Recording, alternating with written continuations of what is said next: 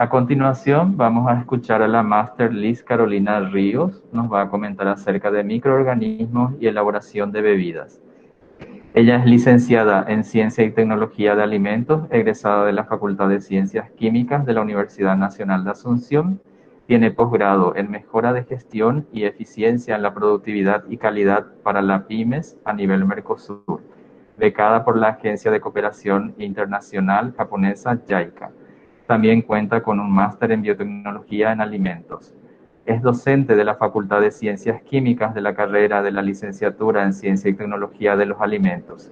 También es auditora internacional reconocida por la Asociación Internacional Coreana en la implementación de buenas prácticas de manufactura y sistemas de gestión de inocuidad de alimentos. También es docente investigador del Departamento de Ingeniería y Tecnología de los Alimentos de la Facultad de Ciencias Químicas. Muchísimas gracias, Máster Liz Carolina. Queda a tu cargo entonces realizar la presentación. Buen día, muchísimas gracias por la presentación.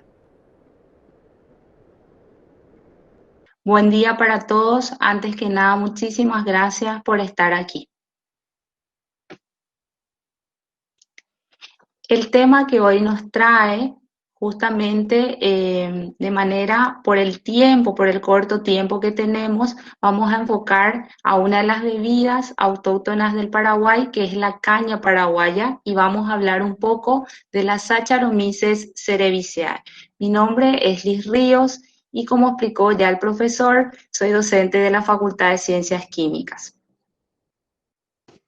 De manera de entrarnos en el tema, es muy importante destacar que en el proceso fermentativo, que sabemos que es un proceso anaeróbico, obtenemos como metabolitos el etanol y ciertos compuestos que son responsables de las características sensoriales, justamente denominado bouquet, en lo que es nuestra bebida alcohólica. ¿Quiénes son las responsables justamente de generar esto? Son las levaduras. La utilizada justamente en la elaboración de la caña paraguaya es la Saccharomyces cerevisiae.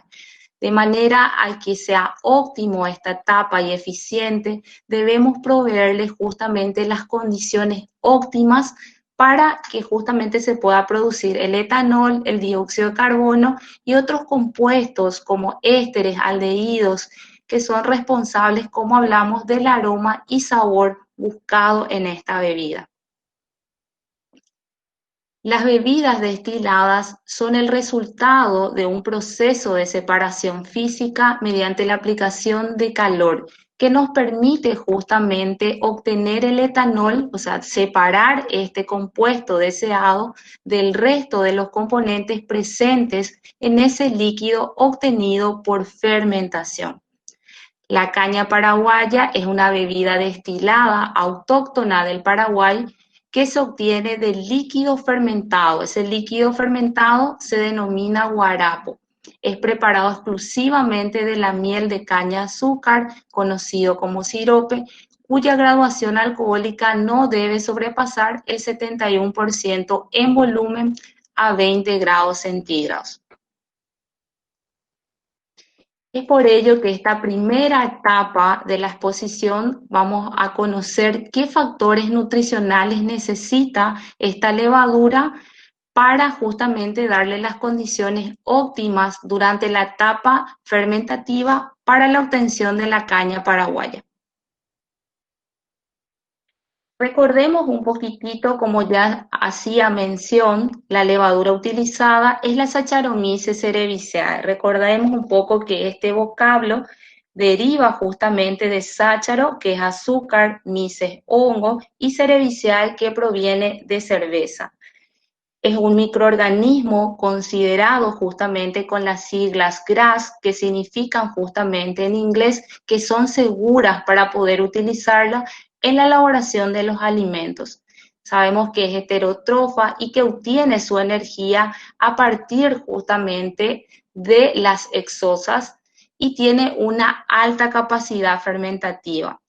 En esta figura podemos observar justamente la velocidad de crecimiento en las diferentes etapas. Es muy importante conocer justamente sobre el microorganismo que vamos a utilizar dentro de un proceso industrial en la elaboración de un alimento, en este caso la caña paraguaya. Recordemos un poquitito cómo se dan estas fases. La fase de latencia, en la misma, los microorganismos lo que hacen es adaptarse a las nuevas condiciones nutricionales y ambientales.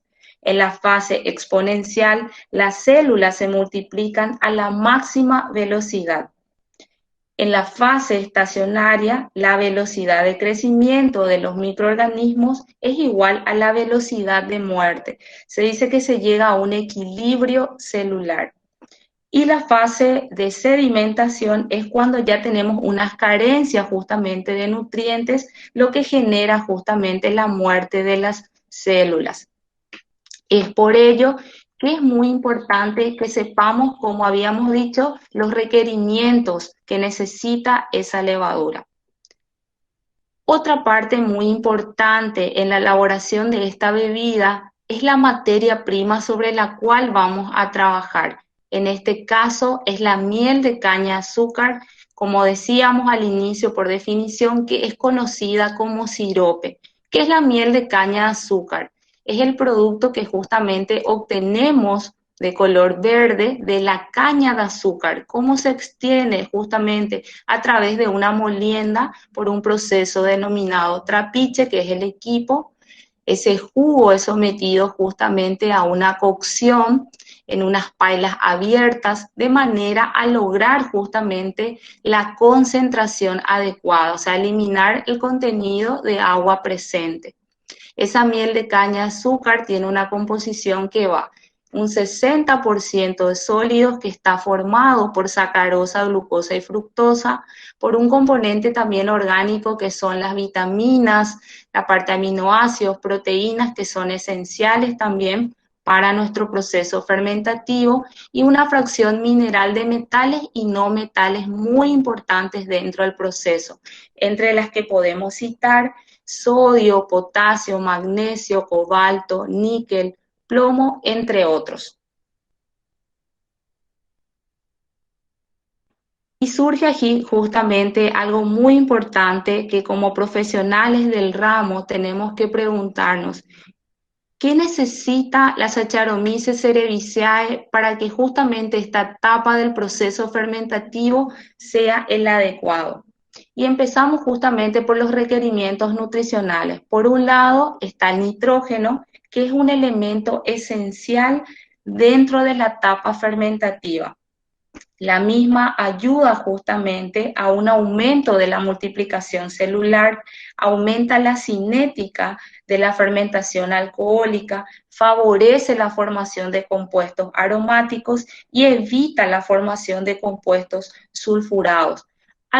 Una denominación que vamos a observar posteriormente, que es muy utilizada cuando adicionamos nitrógeno, es el nitrógeno fácilmente asimilable. Es una nomenclatura que se utiliza mucho en la elaboración de bebidas principalmente. ¿Qué es justamente el nitrógeno fácilmente asimilable? Es la suma del ion amonio más de los aminoácidos presentes. Constituye la principal fuente de materia nitrogenada utilizada por la levadura. Y a escala industrial, las más utilizadas o adicionadas justamente a este proceso fermentativo son la urea, el sulfato de amonio y el fosfato de amonio. Otro elemento también muy importante es el carbono, que participa en la biosíntesis justamente del material celular, así como también en la formación del etanol. Tenemos también el potasio, que estimula la fermentación y tiene un efecto positivo sobre las enzimas que participan en este proceso fermentativo. En cuanto a los requerimientos físico-químicos, las condiciones ideales de esta levadura es trabajar a un pH óptimo entre 4 a 5.5. Es muy importante acotar que este microorganismo realmente soporta medios mucho más ácidos que otros microorganismos, tiene esa ventaja. La temperatura de trabajo de la misma oscila entre 30 a 35 grados centígrados. Cuando trabajamos con esta levadura es muy importante no hacer esos cambios bruscos en la temperatura. Le gusta mucho la temperatura constante y sabemos que justamente cuando hay formación de alcohol, la reacción es exotérmica, se genera mucho calor. Debemos buscar justamente los mecanismos para que podamos controlar justamente esto. En cuanto a los grados Brix, los valores oscilan justamente entre 13 a 15 grados Brix. Y en relación a la presión osmótica, debemos evitar los medios hipertónicos o hipotónicos porque estos pueden generar, mejor dicho, la plasmólisis justamente de lo que es nuestra célula en la cual estamos trabajando. Evitar ese estrés osmótico que puede causar una disminución en el volumen celular y afectar la cinética de fermentación. Es muy importante tener en cuenta todos estos requerimientos cuando trabajamos con microorganismos para justamente la producción de un alimento, principalmente bebidas. En esta lámina podemos observar cómo ocurre el proceso fermentativo.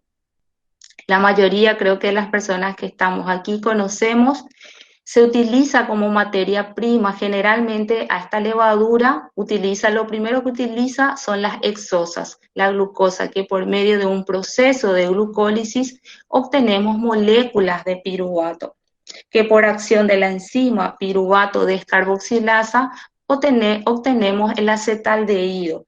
Y por acción del alcohol deshidrogenasa obtenemos justamente el compuesto deseado, que es el etanol. De manera que podamos aplicar aquello que expusimos anteriormente, quiero presentarles un trabajo realizado por alumnos justamente de la carrera de licenciatura en Ciencias y Tecnología de Alimentos. El tema se denomina mejoramiento del proceso fermentativo de la caña paraguaya mediante la aplicación de diferentes fuentes de nitrógeno.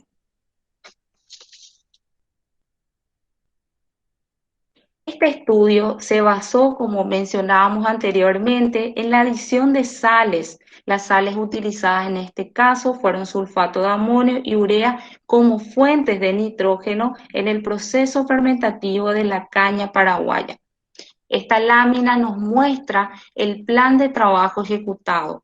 Como ya había mencionado al inicio, solamente por el factor tiempo, algunas etapas de este trabajo se exponen aquí. En el caso de que alguien quiera profundizar, puede acudir justamente a la biblioteca de la Facultad de Ciencias Químicas, de manera que pueda profundizar justamente todas las etapas que conllevó este trabajo.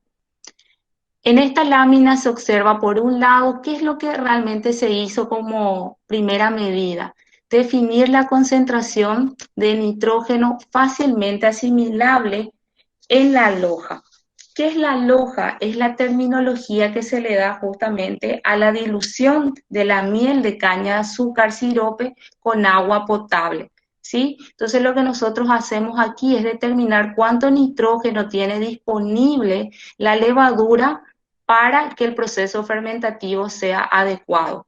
Posteriormente a eso se ejecutó un cálculo de la cantidad de nitrógeno adicional y a partir de la misma se puede observar aquí que tenemos 5 muestras en estudio, 2 que corresponden a las que fueron adicionadas de urea, la M3 y M4, las que fueron agregadas sulfato de amonio a diferentes concentraciones, y P, que sería la patrón, aquella que no conlleva la adición de ninguna fuente de nitrógeno. En esta lámina podemos observar que se presenta justamente la descripción de qué determinaciones necesitamos realizar justamente a esta aloja. Por un lado tenemos las determinaciones microbiológicas y físico-químicas, y quiero enfocarme mucho en lo que es justamente la determinación de lo que es el nitrógeno fácilmente asimilable. La metodología utilizada es Sorensen, que se basa justamente, es prácticamente realizar como una titulación y el resultado se lleva a una ecuación matemática de la cual se obtiene la cantidad de nitrógeno presente. En cuanto a los resultados y discusión, vamos a explicar a continuación. En la tabla 2 se muestra la descripción de las muestras y las fuentes de nitrógeno utilizadas. Por un costado tenemos las muestras, la denominación de la misma, que había explicado que P es el patrón, la muestra M1 es la que fue adicionada con urea y contiene 150 partes por millón. La muestra M2 también adicionada de urea y se le adicionó 175 partes por millón. La muestra M3 corresponde a la adición de sulfato de amonio y fue adicionada, se llevó hasta 150 miligramos por litro. Y la muestra M4 corresponde también a sulfato de amonio y se llevó a un total de 175 partes por millón. Podemos observar en un costado de la tabla en la cual justamente dice total en partes por millón de nitrógeno fácilmente asimilable. Vemos que el patrón lleva 56 partes por millón. Como había mencionado anteriormente, a esa loja, que es lo que se hizo, determinar cuánto tenía y es la que corresponde al patrón. Lo que se hizo posteriormente fue adicionar hasta llegar a esas concentraciones. ¿Cómo se estableció justamente estos límites? Según referencias bibliográficas, la Saccharomyces cerevisiae, o sea, necesita una cantidad de nitrógeno fácilmente asimilable que va entre 150 a 200 partes por millón. ¿Qué estudios se utilizaron? Usamos justamente unos estudios de su primo que es el rom. Lastimosamente a nivel Paraguay no tenemos referencias bibliográficas de este producto que es autóctono nuestro, entonces utilizamos aquella que justamente es muy parecida a la misma. En esta figura podemos observar el tiempo de fermentación de horas en relación a las diferentes muestras. ¿Qué observamos? Que todas las muestras o adicionadas, tanto de urea como sulfato de amonio, presentan menor tiempo de fermentación en horas al compararlas con el patrón. En la siguiente figura se detalla el porcentaje de etanol en porcentaje en relación a las muestras. Podemos observar que la muestra M1 y M4 presentan un porcentaje de etanol mayor al del patrón.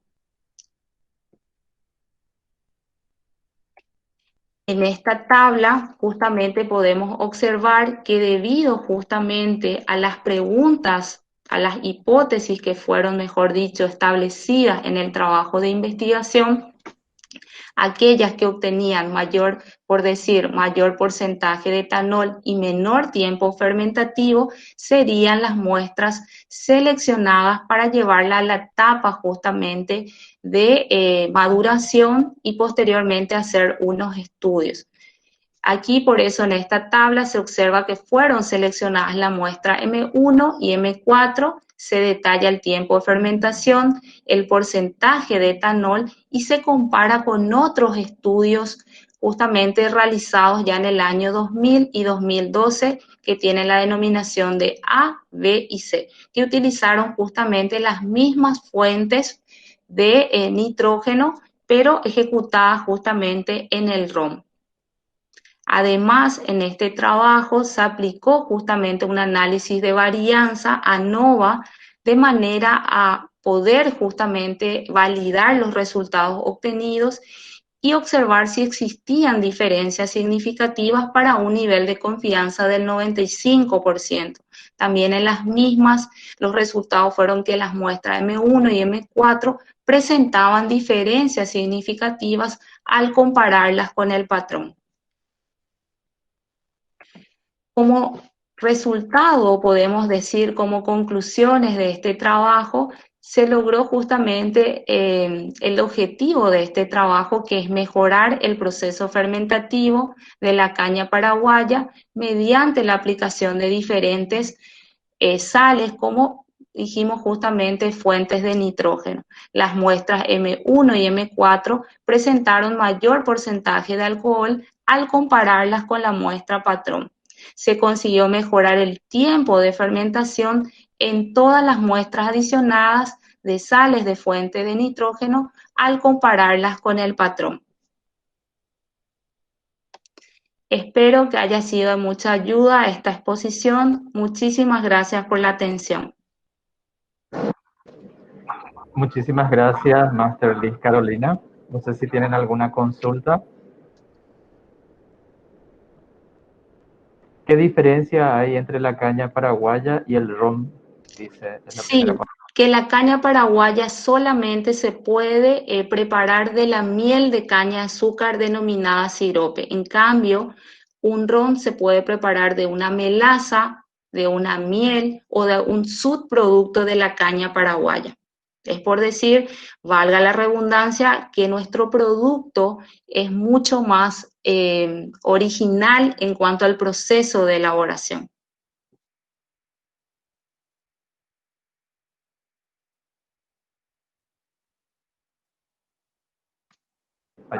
Perdón. ¿Se podría aplicar un estudio similar a cerveza?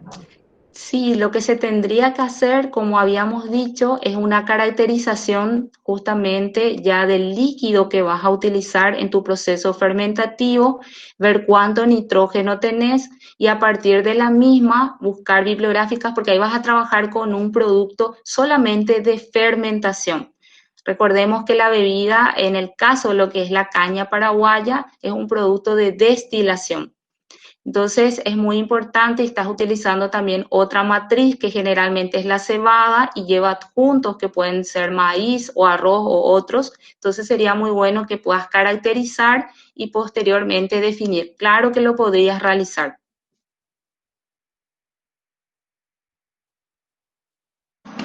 Otra consulta. ¿Las cepas utilizadas son aisladas o son comerciales? Son comerciales. Este trabajo justamente se ejecutó con una empresa paraguaya que se dedica a la elaboración de la caña paraguaya, por eso el patrón justamente no se modificó en el trabajo, se puede explayar correctamente, replicar ese proceso industrial y, como les digo, se utilizó como modelo. Es comercial la cepa utilizada. Bueno, muchísimas gracias, Liz Carolina, por la excelente presentación. Muchísimas gracias, espero que haya sido de mucha ayuda. Saludos.